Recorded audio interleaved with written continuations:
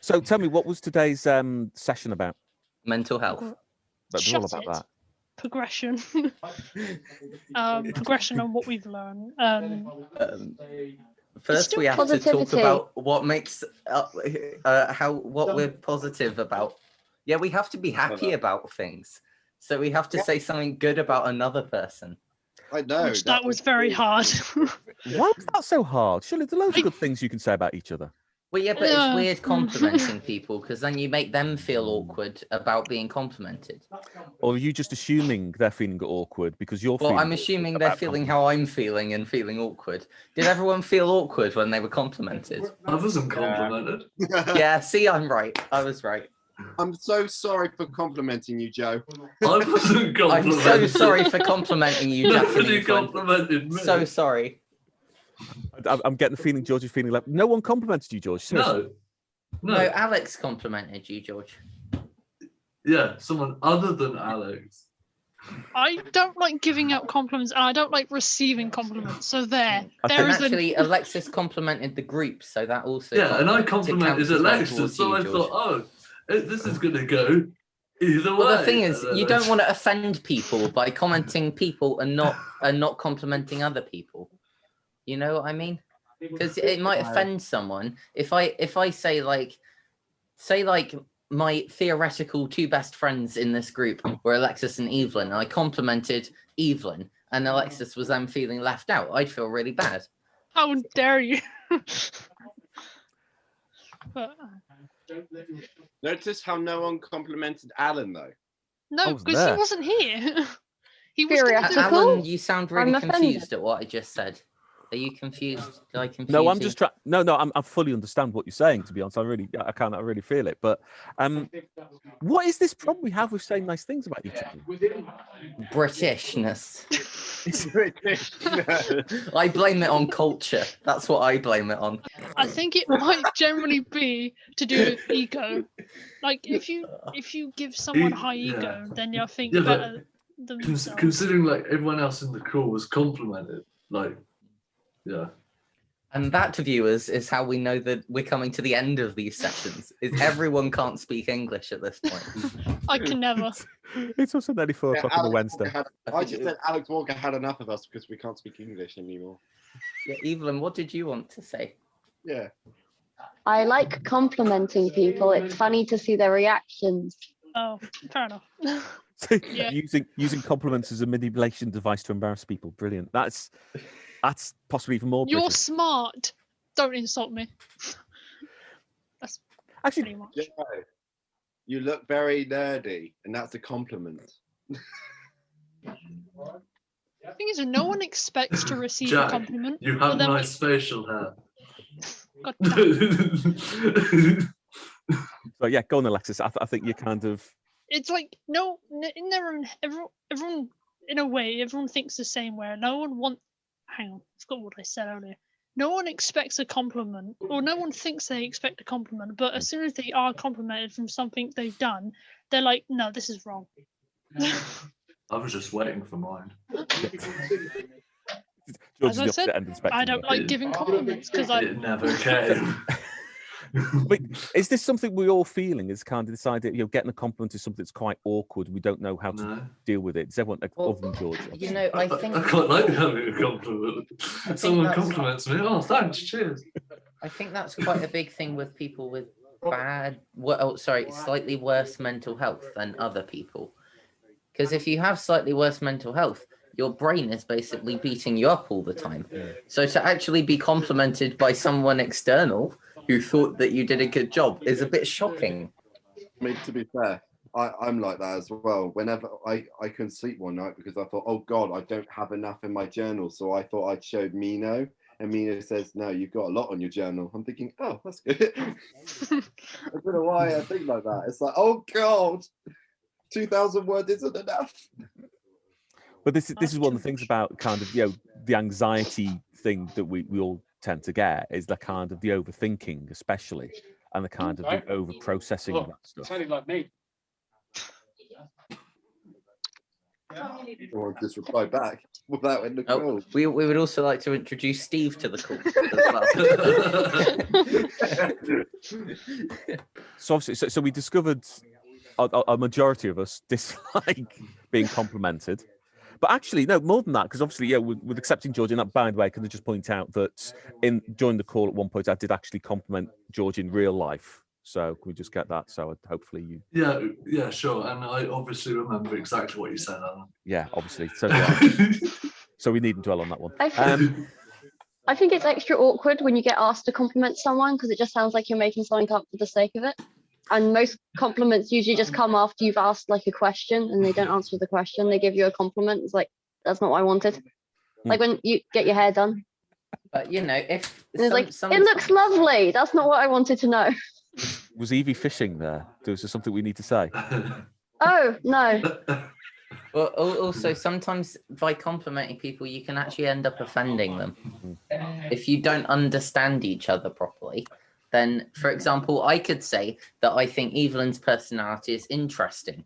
Even though I mean that as a compliment, Evelyn's brain might go, interesting? Even I know Interesting that's how? Ooh. I feel like I'm being called out for calling Joe interesting earlier in a conversation. Wait, you called me interesting? Oh, earlier in the God, conversation? You were saying no. So I have no recollection of this. So in today's mental health issue, we ended up accidentally insulting each other and killing each other. Compliments that like can end up being insults is like when you compliment someone on their appearance, it can actually be a bad thing to compliment someone on their appearance because appearances are weird. And your brain kind of programs that anything is you. It's like, no, anything you is bad. Well, also Sometimes. anything where you make someone feel self-conscious is Oh, yeah, probably that's the worst. not going to be a very good compliment. I get that a lot. Not here. I just at home before anyone asks. Alan just breathed a sigh of disbelief to what I just said, so I'm gonna let him explain himself. I mean, That wasn't that. Don't worry. I mean, weirdly, it's more comforting when someone insults you because either like, yeah, they are actually trying to insult you, but more likely they're joking around with you and you are friends. Whereas if someone compliments you, they could just be lying. Also, if they're actually trying to be horrible to you, chances are they're just insecure about themselves. So, or you can use that excuse to make yourself feel better. I can insult. If someone insults me, I'll just go thank you and move on. But if someone compliments me, I'm like, thanks. Like it's more confusing when someone compliments if someone insults God damn it. Then someone insults you. No, I said that wrong. You know what I mean? Compliments involve having to decide whether or not they're joking or not, or whether or not they're trying to secretly imply something. Whereas insults are usually a joke, or you can just take them as a joke either way because meh. Yes, exactly that. I've been complimented by people who don't like me more than I've been complimented by my friends, and I've been insulted more by my friends than I've ever been insulted by anyone else. But then again, I'm way too trusting. Exactly. So if someone was to compliment me, I would just trust what they were saying is true. And if they were to insult me, I'm quite sensitive, so I'd get quite frustrated about that and possibly upset. See, that's really interesting. So we got the kind of how your brain takes the compliments really depends on partly on mood, partly on who you're talking to, and it's kind of reading that interpersonal relationship, really, isn't it? So like if you get a compliment from say a teacher, it's more likely to actually mean that they're complimenting you rather than insulting you because they're paid to compliment you and not to insult you. Just to clarify, Alan, you are paid to compliment us and not to insult us. It's a perk, I guess. But like say there's someone you don't like and they end up complimenting you, like Evelyn was just saying, chances are that compliment will be an insult.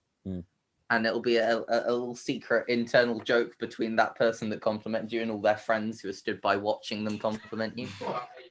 I give them all, go on, say something nice. Yeah, I think it also probably relates to what we talked about last week and whether or not you feel deserving of the compliment. For example, Alan's always complimenting me on herding cats. A horrible metaphor because I'm allergic to cats, but I don't think that I'm very good at that, so it confuses me. Whereas a lot of people think I'm good at organizing people. However, I don't see that until I get given evidence by people. So we had this thing where you had to compliment you, and we talked about how receiving that compliment could be really awkward. How did it make you feel having to actually give the compliment? So you're sitting there having to say something nice about someone else. How did that make you feel? To be honest, I just said the first thing that came into my head. No, I made something up and then aimed it at someone, thinking, that would be nice. I'll say that about them. Well, it's really It's hard just to think me. of a compliment. No. It's really, really hard to think of a compliment. Especially on the spot. I'm not saying that just because I dislike everyone on this call, because I don't dislike people on this call. You're actually all very nice.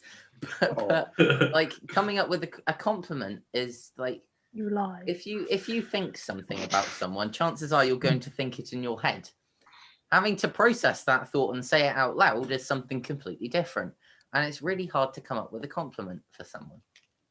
That might just be me and the way my very strange brain works, but I mean, I've been given compliments loads of times. They just say to me, "Hello, skyscraper." I'm thinking, oh, I think that's a compliment. I feel like as well it's like everything when it comes to compliments or compliments or insults. It will always depend on who says it to you. Like if it's like a family, I don't know if it's just in my case. If I get like complimented or insulted, I just kind of ignore it. But if it's like someone I know, then I will give or take, ignore it or accept it. I think I just triggered George as well. I think I'm just laughing about what you said, Jack. Hello, skyscraper. Hello. I think I like think it would be more like, hello. Hi. Pat on the head. Can I just point out we're moving to Evie now? what? Evie, you were trying to say Alan, something. Do you remember what I said about how Yeah, teachers aren't meant to sorry. insult their students? All right, that's just mean. That's just mean. I've had like some friends, and I grew up kind of we insulted each other, and then like so recently we've all aggressively started giving each other compliments for the past 3 years, and now it's kind of just really normal to like express affection aggressively to your friends. And it was really weird to begin with, but now it's kind of comfortable, and now I'm not as concerned when I start complimenting people. It was weird. That's really interesting. So it's almost like you've made this normal behavior now. I wonder if that's the struggle we've got. Like so I now when I'm in social situations forget it's kind of weird to suddenly go to one of your friends, I'm proud of you. I'm so proud of you right now, aggressively at them. And then they stare at you like you're crazy, like That is genius. Like, I get that in the sense, well, maybe not as much, but like when someone says, again, it might just be a family thing, but when it's like, I guess when a mum says you're proud of you, it's just like normal thing. But when someone says like they're actually proud, they're actually proud of what you've done, you just don't believe it. You don't think Someone like, who's not their job to tell you that. like I don't know, and someone just says well done, and then I use Alan because that's the first thing that comes to mind. It's like you say well done for what you've done, or you've like give a list of all these things. I'm like, wait, I've done this, and you end up questioning yourself. But that's just, I don't know if that makes sense. So, yeah, because we've actually got quite a lot to unpick here. Because I think we've got these situations where we don't necessarily recognise where we're doing stuff and we're achieving stuff. So we got, a number of you have said, I need other people to point out where I'm actually being really positive or being really effective. And I think we've had 3 of you with specific examples of where you think, I'm not doing this very well, and then having to have someone external tell you, no, you are. We've got, it's normal behaviour. It's not normal to give a compliment or to receive a compliment. So we struggle when we're put in that situation. We've got an awful lot of things piling up here that could cause us all issues. And it's like the last week. Well, yeah, no, I'm just saying that. Well, yeah, it's the last week of Alex being there to help us, but training wheels off. Can we move forwards with this? Can we start challenging something? What is it within normal societal behaviour that tends to be accepted as normal that really shouldn't be accepted as normal, that we can start challenging, and we can actually start to normalise positive behaviour, for example? Did that make any sense? No. Okay. That was a Yes, lot of kind words, is what that was, Alan. I kind of. if I nod, does it seem like I understood? Yes, it does, because that would be an acceptable social behaviour. Yeah, we tend to. Yeah, if we listen to someone, we tend to nod. I think I generally did hear what I think I did actually understand what you said. Like to almost get in a way, you made it in a roundabout way of saying it. I overcomplicated it because that's what I do. That's your role as a teacher. Yeah. I think also with compliments and stuff, it's sometimes they can be like there's a lot of pressure on compliments like especially like if you're like female or female presenting, when you give someone a compliment, it's nearly always took as like coming on to someone if you don't know them very well. Like I feel like you compliment like someone you've only known for like a week, it's always took as flirting, and it's really weird. And it just makes you not want to compliment anyone. I feel like can editing Alan put some nice sparkling text in that says society in big letters? Yeah. I mean, society sucks. Let's rewrite it. Yeah, there you go. You've just said what I said before. That's what can we do to rewrite? Because you're saying this overthinking of giving a compliment.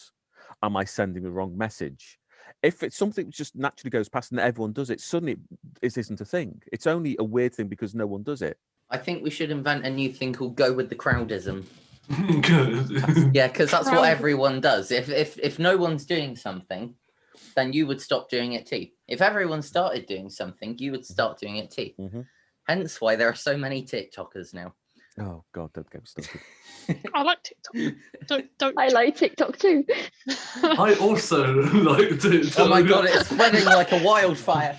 There's 3 people that don't like TikTokers. it. My hair's actually the old logo of TikTok. So Your hair is Musically. I've just. yeah. No, it's fine. No, I just got it. That TikTok trio. That was what I was thinking. Yeah, so. You've got 3 people that don't like it, and then you've got 3 people that do. Alan, I didn't know that you like it. I like some of TikTok, not all of it. Some of it's really dodgy. Alan strikes me as more of a Twitch person than a TikTok person. I've never twitched and I've never ticked or talked. But you've got like the when you're on a Zoom call, you've got the stance of a Twitch. Have you vined, person. Alan? Right. Have you vined? No, I didn't. I nearly got around to viming and then they cancelled it. Have you tweeted, Alan? I have tweeted. See, I will never let Twitter take my life. I'm determined. Twitter has taken my life. I have Facebook just because that's what you have to have if you work in the media industry. But or LinkedIn. It's unfortunate though, because social media is owned not a by nice Facebook. place to be in, and it does increase your anxiety when it wants to. Completely. You have to be on it. But again, this is one of the things. What are the things that we're doing? Maybe this is what, as we move this forward, as we keep having these conversations every week without Alex, like, let's start exploring what is it that we think is normal in society that is actually driving us insane, like education. the false. Don't get me started. And like this false thing of well, we never give anyone compliments. Should we start giving each other compliments, or should we? What can we do? Maybe a little bit at a time. I think compliments are also seen as a very weak thing to do. You should Evie, macho and strong and. You see, Evie, I think you're getting into kind of a toxic, because you got this idea of toxic masculinity, and it's interesting because it's when you do that, it almost denigrates it. Because I don't necessarily see it as necessarily masculinity. I see it as a behavioural thing that is typically masculine, but I see other people. It tends to be adopted across genders. This toxic behavior thing that starts to come in, and I think it's kind of don't show weakness is a big part of that. I mean, feel like we should get like lessons in reception, year 1, year 2, year 3, year 4, year 5, and year 6 to compliment each other, so that you learn it from a young age, and then you have to do it all the way through life because that's what you've been taught when you were so small. So you're talking about reprogramming the youth as a way of improving society. That's a long-term project. And we'll also not let any politicians go near the youth. I don't think that we don't want to, because we don't want to mess the youth up too much. We won't let any politicians go near them. Don't get them involved in all that stuff because they don't need to be. Mm-hmm. Until they lower the voting age so dramatically that like 6-year-olds can vote, in which case the country's doomed. We'll vote a Yeah. Teletubby to be Prime Minister. yeah. No, you're not going to like my FMP then. Oh dear. Why are you planning on lowering the voting age to 6? No, I've got a politician in it. Who wants to lower the voting age to 6? I don't mind politicians. They can just do their own thing elsewhere. But That's You a can know. do dumb shit somewhere else. yeah, yeah, pretty much. I'm pretty sure I said what probably everyone thinks. It's like David Cameron. He had to move to France after he stopped being Prime Minister. We're getting out of the point here, but yeah. So what else happened in this last session? What else did you talk about? Was it only complimenting each other, or did you was anything like picked up that you talked about? We talked about our anxieties, So, which is a very broad term because I have many of them. Me too. Yes. it was Hence also- why I said anxieties, not anxiety, Jack. because no one has one anxiety. Jack. I think it was more of just reflecting of what we've done for the past 5 weeks, and also he was just complimenting us, saying, you know, how we've all changed within the last 5 weeks. What was interesting though was that he really went into deep detail towards you know, a few of these students when complimenting, and when it came to me, I was like, here we go. He was like, and you work hard, haven't I? I'm thinking, oh. That's like the standalone thing that a teacher or someone would say. It's like you work hard. It's like, well, you're not gonna work hard to get where you want to be. You just do You it work naturally. hard. Could you not think of something better to say about me? Yeah. Like, Could you you not work be more hard. I think insulting? everyone's done that at some point in their lives, all right? Everyone's worked hard. That's nothing to be proud of. all right? Working hard is just an insult at that point. When you were talking about complimenting, you won't lie, because you're now waiting for a compliment, a good one. You have anticipation, and it overwhelms you most of the time. Yeah. You're like, and you work hard. Oh, and you're very talkative. You're a chatterbox. I Oh. can't even remember what he said about me. Yeah. So say 4 people gave me a compliment. One of my parents, one of my teachers, one of my friends, and someone in the media industry who I have never met before. Okay, all of them gave me a compliment about my work and said they were proud of me. I did a good job. Right. I'm less likely to believe the parent because they're biased, because it's their job to be nice to you. I'm less likely to believe their teacher because it is their literal job to be nice to you. That's what I'm they're paid also to biased. So I'm just making and they're notes also as we go very along. biased. I'm slightly more likely to believe the friend, but still not quite going to believe them, because they're also quite biased because they know you and they want to be kind to you. But also, if they actually say they're proud of you, then, you know, that's not a thing that happens very often. So you might be taken aback by it. If a random person from the industry who I never knew said I did a good job at something, that would be probably the thing that breaks through to me the most, because they are an unbiased, you know, view of your work. So what we've gained from this is Joe likes to have Don't get your compliments from friends to random compliment you. strangers. Don't get your teachers to compliment you. Don't get your parents to compliment you. Get someone random from the industry to compliment you. So what we've gotten from this is compliments. They're either being biased, so it doesn't count, or they're being sarcastic and it doesn't count. Pretty much, yeah. So none of you can win. It's pretty much if anyone that knows you well enough, you'll think, as Evelyn just said, you're biased or being sarcastic, and sometimes they might be both. Yeah. Pretty much. So what? Like it- So I'm going to start kind of building down to the end of this particular session, because I want to know how you've or how you feel you've changed over this session. How these in-depth 5-week things of talking about this stuff, how do you think you've changed? What is it that when Alex was talking about that and saying, oh, you've really done this, what is it that happens? I mean, Joe, you've already mentioned about how your anxiety kind of lessened and you started kind of becoming more communicative within the sessions. But we're looking for examples. How has this made you feel inside when coming into these sessions? I think I've experienced my feelings a bit more. So I think I've kind of accepted that these feelings are totally normal within this time. Mm-hmm. And I think, well, this time being the pandemic and the COVID situation, but I think I've also learned that it's more beneficial than not having anyone around you, because if you don't have anyone around you, let's face it, it's going to be really lonely and depressing. You need at least to see like 1 or 2 people a day, or you just feel like shit, basically. Okay. And I also think that it's always good to like take the time to reflect and say, what did you do this week? How did you feel? Rather than going, oh, I'm not feeling so good, I'm gonna continue with this like negative energy just so I like remember it and know what it feels, which in itself is okay, but it's not like it's not very good like to have all this stuff like piling up inside and like just piling up inside, and it's better to like let it all out. I think it was good for everyone and myself to hear it, even if we already knew it. It was good to like get a reminder of it.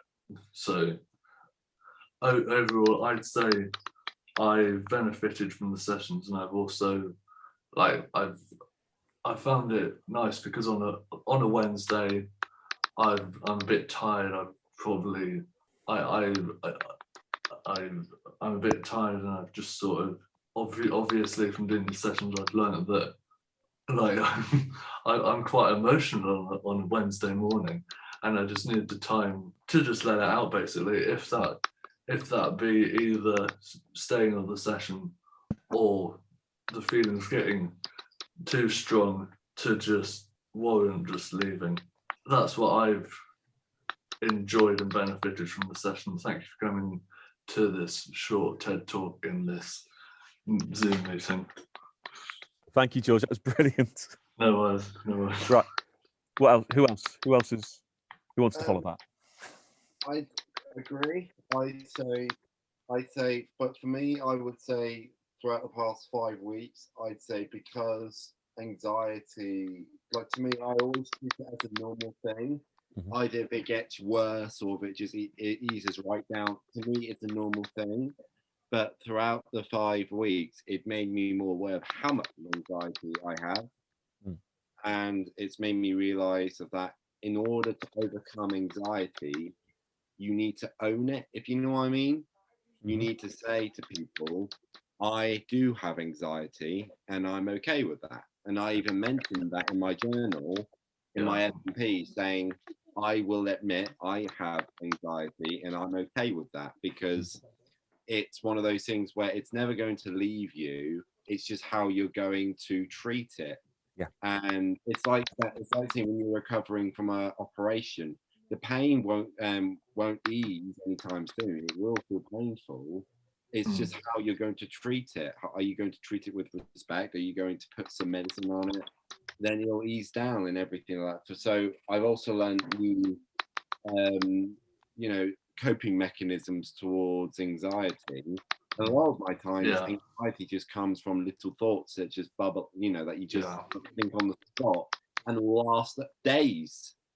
And sometimes, what George was right for saying, like sometimes even how stupid, Can I just interrupt you, Joe, a minute? I think I've also, and I forgot to mention this. I think I've also found it interesting learning about the different ways to cope, be that from like ones that I already knew about to also finding out about new ones as well. And I just wanted to also mention that was useful. Jack, back to you. Yeah, it's but as I was saying, really, it's like the coping mechanisms. Really, it's one of those even how stupid. I'm the type of worrier where a little thought that's really unrealistic and stupid, doesn't exist, will bottle up. Do you know what I mean? So you almost need to tell your parents, look, I'm being stupid. Can you just say to me, I'm being stupid? You're being stupid. Goes away. It's almost like my brain said to me, show people that you are stupid. Okay, I will do that. But also what helps as well is that having a comfort, next to you. So right now I've got my dog here just laying down, and as I'm talking about anxiety, I'm just stroking her, and it actually makes you open up more. God, she parted. So I take that back. That was sounding so sweet then. Yeah, you help me with my anxiety, but God, you smell. But yeah, they've helped. Brilliant, Jack. Thank you so much. That was brilliant. No, I'll put the gas mask on. Who else? Who wants to go next? I'll go. Okay, Joe, go for it. So I've kind of basically always thought that something was not quite right in my head, which, has made me worry at times. But, from these sessions, I have come to the conclusion that nothing is wrong inside my head, and that I was also overthinking that as well as everything else, which is interesting. But I did learn something, though.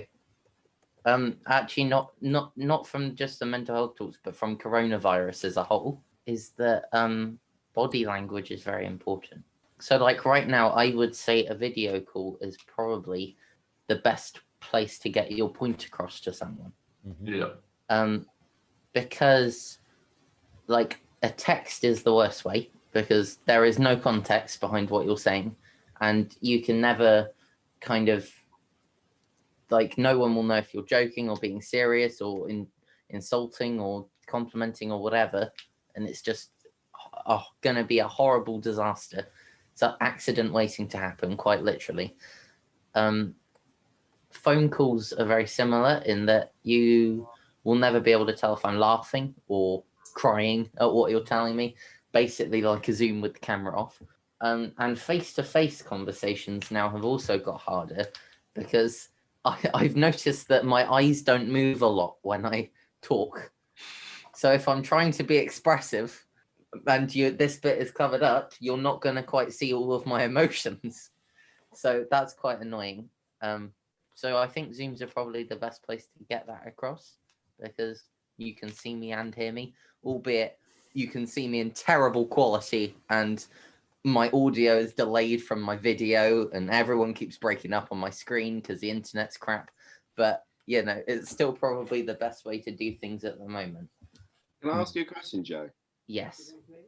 If you were to decide in the future, like, I'm not, complimenting you or insulting you at all. I'm just saying, like, let's say in the future, in 10 years down the road, you say, I need therapy. What would be the best way to go for it? Would you want to do it physical, or would you say, like you just said, I want to do it through Zoom because it makes me more comfortable? I think in the future, given that coronavirus probably didn't exist, I think I'm able to read the room better if I'm actually in it. So I probably choose to do something like that face to face. But at the moment, I think if I got into a point where I could not have a mask on, I'd be fine to do it in a room. But Zoom is probably quite all right for like the thing that it is. For example, if I had to go to somewhere in London and do something, I don't have to now. I can do it over Zoom and stay where I am in the comfort of my own home. And that's another thing. It provides extra comfort because you know where you are. You've been here all your life. And, if you want to play about with fidget spinners or something and no one see you, you can do that because they can only see you from the shoulder up. But yeah, I think that's probably it. And as for the Google Meets with Alex, I was really, really nervous at the beginning. Not many people think this, but I do have a self-confidence issue. And I know not many people think it because I have been told before that I have no confidence issues. And I do in fact. But, that goes back to year 7 and stuff. So I will, the first time that I joined the Google Meet, I sat there like this with my audio off and my video off, very silently, kind of lurking in the background, kind of like Was that in If the it media was a real academy? meeting, I'd be sat in the corner of the room, kind of picking at my fingernails and stuff like that. But In the media academy stuff, because I noticed that your video camera was off a lot throughout the months. well, I've actually switched to my laptop now, because the thing is, I can have video on my desktop, but it involves a massive long process. And if I've literally just rolled out of bed and onto my desk chair for the day, then it's going to take me a while to sort that out. So I tended to just have my camera off, but I switched to my laptop, because however noisy it may be and however crap this camera is, you can still see my face, which means that, you know, I think there's a lot more engagement to be had out of being able to actually see the people that you're talking to. Which is why I don't like job interviews over the phone either, because, you know, at least make some effort and do it over Zoom. No, brilliant. Thank you very much. That's brilliant. I'm going to remove that pin there. Who wants to go next? Anyone else got anything to say? I could continue off of what Josh said, but like my brain work is strange apparently, and it's been interesting doing this sort of thing online, because I haven't done many of mental health things online, but I have done lots of mental health things in like person and stuff. And the way it works was very interesting to see, because it's quite, you're removed, but you can still see the people, which possibly would help with anxiety, because you can see the people, you can still try and like, you still got that human connection thing people like, and then you've got, but you've also, they're not in the room with you, you're not face to face, there's more, you're more in control of like how you're presented. And if you need to step away, it's not quite as embarrassing. I mean, absolutely, that's the big thing, because there's a number as we went through the 5 weeks, there's a number of points where people struggle to be in the session, and they were able to just kind of leave, go off, and then come back in quite easily. And I think that's a lot harder in a physical room. And actually, it's almost kind of, to me, it almost feels a lot easier just to kind of, okay, so I can jump back on, because I can do it in steps. So kind of, right, I'll jump back in. Now I'll think about putting my video on. Now I'll think about putting my microphone on. And it's, whereas you walk into a room, that's it. You've got to be all or nothing, pretty much. Because if you're in a room, chances are, you know, sod's law, you get the squeaky chair, you know, the door makes a massive racket and it's going to be closed and it's going to be hard to open. And, you know, you're probably going to walk into it as well. Yeah. Everyone will turn around and look at you. I have that exact issue, especially it's like, especially if it's the room's quiet, well, because everyone's working, and then you're the only one there panicking for whatever reason you have. And then this is describing literally how I am. Then I'll sit there for about about a few minutes, contemplating if I should leave the room. Then I'll overthink about if I'm gonna get questioned, but I know I won't. And then I'll come. Then after I leave the room, I'll get paranoid about that I'm taking too long, and then it just doesn't end. I think that's something I've definitely took away from like these sessions, even though I've done lots of mental health things, is actually how other people reacted when they started getting emotional or uncomfortable and leaving. I've always had like an issue with leaving situations that I'm uncomfortable in, and I would usually just dissociate before leaving, which is a terrible habit, and then just time jumping till it's over, and then that's not healthy, and it's something that I've been trying to stop doing, and watching other people actually have the courage to leave, which in my eyes is terrifying, because it makes it obvious you're upset, and it makes it obvious like something's happened to me. Yeah, like the idea of leaving is far more scarier to me than just not remembering the session. Whereas on a Zoom, turning your video off, you can just pretend that your internet didn't work for a brief few minutes. Yeah, like stuff like that. Like they know you will. It's definitely like seeing other people have like the courage to actually like, and the maturity to go, no, I can leave. I need to leave now. It's been interesting. I haven't experienced that particularly before. It's like, yeah, you say like you need having the courage to say it. I feel like having the courage saying it makes you, I feel like you've just told everyone. Now everyone's going to think about it, and then not judge, but everyone's going to think like, are they okay type of thing, because you've just made a statement about it. If you left it, no one would think anything of it. Can I ask you a weird question? It is about how you cope with your, what's the doohickey? Your emotions. But what I've been discovering about my anxiety is that I actually really like crying, because it's one of those things where it's the way you think about it. So like last year during the pandemic, I thought I was going to, my close friend that I've known for 6 years. I thought, for some odd reason, my mind told me that that's it. I was going to lose my friend. And I was on a call with him, and I was bursting in tears for no odd reason. And he just said to me, "You're fine, don't worry. It's lockdown thoughts." I'm thinking, you're probably right. And I'm starting to understand that, crying isn't something negative. It's actually something really positive, because it's letting your emotions out, and it's letting, if you're worried about something and you start crying about it, it's because you care so much. And it's also because, like, for example, if you have someone, I don't know, this is just a random thought, I don't mean to trigger anyone, but if you have someone in hospital and you're worried about them and you start having a bit of an upset, it's a positive thing, because you care for that person so much. And I'm starting to understand that I really enjoy crying when I need to. That's the crying side of me. I really like it. There's something really powerful about just getting letting out tears for a bit. That's amazing. No, thanks for that, Jack. I think let's finish it there, because that feels like we've. Conclusion. You almost got the last word. Crying is a good thing. Yeah, no, I really like. I hear exactly what you're saying. I really like that's something really interesting to explore, because it kind of matches in with everything else we've been doing, which is, well, let's actually have a look at these, and these emotions that we have. Actually, we can deal with them if we stop suppressing them, stop pushing them down. Actually, we can cope with them a lot better. And Just I think that's instead of without restricting it, because if you restrict it, your mind will tell you it's a negative thing.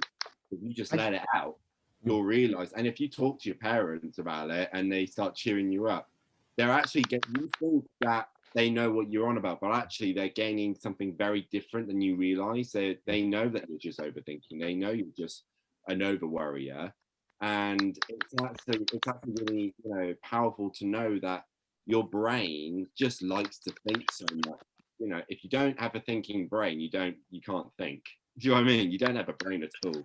So you might as well just express it. No, absolutely. Right. I have a question for you, Alan, actually. Ask me a question. When you are training to be a teacher, is it compulsory to do a mental health course? No. I think it should be. So do I. Because I think then a lot of teachers would stop signaling students out in the classroom to answer questions that they're not capable of answering, because it would stress them out.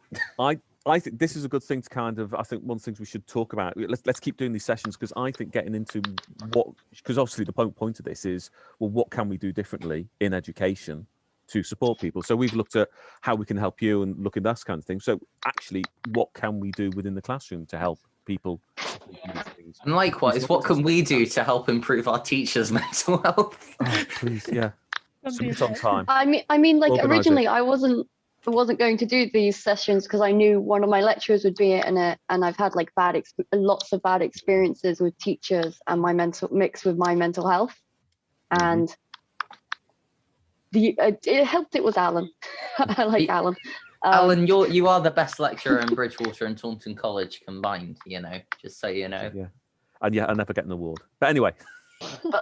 Oh, we will buy you a plaque when we leave, Alan. We're now going to buy you one. You're going to get so many fake trophies at the end of this year. You do realize you've just opened the plastic. I'm making the room on myself now. Fake YouTube play button that says "Alan, you're the best" on the back. I've got space for it on the wall. That would bother me so much. Talking of compliments, right? So I'm going to wind it down there, but I think we've already got some things we can talk about next week, which would be really good. I want to kind of have a look at the what can we change, what can we be doing more positively, and I think let's have a discussion about what are the things that happen in classrooms that make it worse, and what can we do to improve a lot of that kind of stuff, because that gives us a direction to go in a big way. Is that okay for everyone? Yeah, and we can keep doing them now because we have a logo. Thanks, Alexis. Editing Alan's just put it on screen for everyone to see. I love making Alan do jobs while he's editing. This is great. I don't like making compliments about things I make, but logos are like the only thing I am proud of. This is not a compliment nor an insult, but it is a logo. Put it on a t-shirt. Right. That's fact. And that's the end. Editing Alan, roll the credits. Editing Yeah, Alan. see you all next week. Bye. Hello, welcome to part 5 of whatever this is. I'm Joe. Oh, you? This is where you say your name, Okay. Sorry, do that George. again. Hi. Hello, welcome to whatever this is. I'm Joe. That's Alan. That's Jack. That's Alexis. That's George. And that's Evelyn. Was that the right order? I understand now that recorded Zoom calls don't actually show the name underneath, so people are going to have no idea who I'm talking about. That's good to know. We are anonymous. So should we actually just introduce ourselves? Yeah, Well, I mean, probably you could better. if you actually Okay, took tell you the what. cue, Alan. I'm going to put you before me. So now goes Joe, Alan, Jack, Alexis, George, Evie. Wait, say it Can I again. just start the recording again, Alan? I'll just edit that bit out. Joe, and I might leave it in. It's funnier. It's better than the rest of the stuff we do. Joe, Future me, Alan, Jack. don't edit this out, but just move Fine. it to the end of the timeline in a blooper Oh, yeah, we'll section have- after yeah, the that's a good credits at the idea, end. Yeah, because every podcast should about probably- mental health needs a blooper section. Yeah. Maybe not. Yeah, absolutely. I mean, this I mean, entire you thing know, is a blooper. Most of our lives are bloopers, so It's a shit show. So we've got Joe, Alan, Jack, Alexis, George, Evie. Hi, Alan. Right. Okay. So Joe, go for the intro. Oh, he's lost it.